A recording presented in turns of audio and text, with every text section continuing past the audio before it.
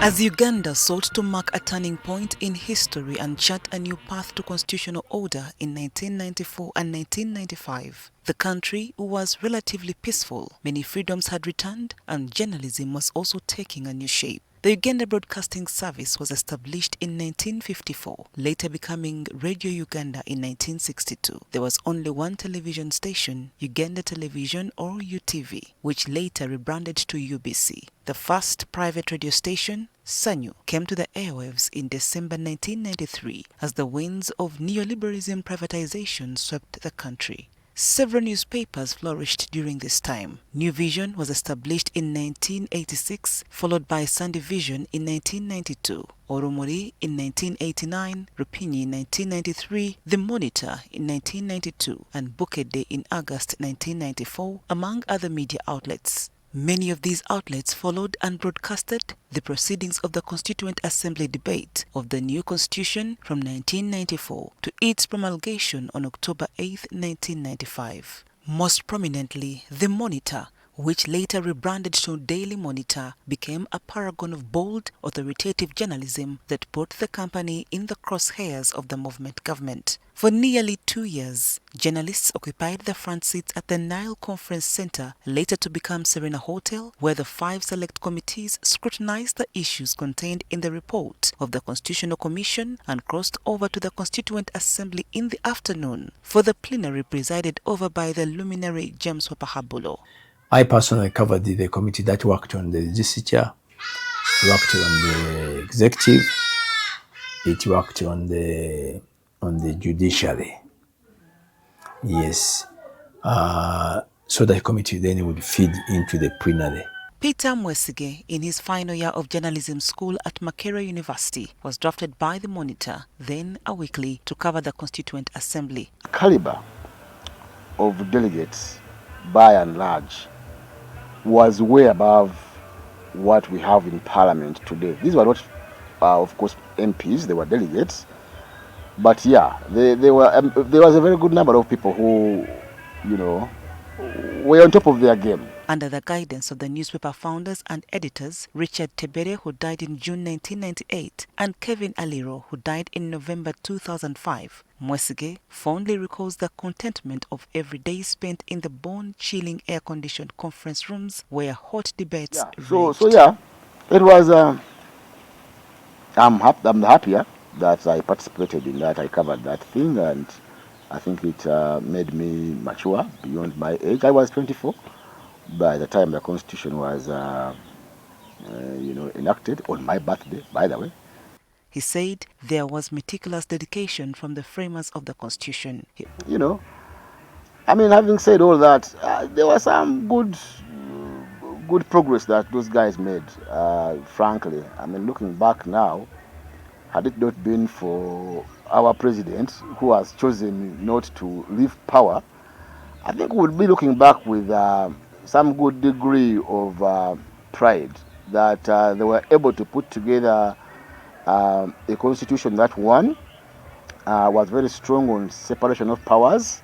Also mentioned that the advancement in technology has changed and eased journalism today. So I wouldn't be surprised if actually, despite the advantages presented by technology today, it will in fact be harder to cover this debate. John Kakande, who reported the Constituent Assembly proceedings for the New Vision, recalled the dramatic and unexpected yet civilized scenes that took place. There was an issue of whether the country should remain a republic. The country became a republic in 1967. After the government then abolished the kingdoms. So the question was, should it remain a republic? I think the majority view then in the CA was that I think a lot of people did not like kingdoms as such. While they accept traditional leaders, they don't want a system where you have kingdoms defined by territory and powers that you have a government in Bunyoro. He mentioned that the majority of the delegates were very particular and cared about the issues reported about them. Some elements within government would make allegations, they would talk to the editors and say these journalists have been bribed to write it the way they write. These journalists are not balanced. They are not objective. They don't at times their stories don't reflect the debate, both sides of the debate. Traditions set in the Constituent Assembly have continued to date, including the party position being the overriding factor for a vote and influence peddling. This issue of money circulating among members, I think, wasn't even there in the NRC. We never heard that members of the National Resistance Council were being paid for this or that.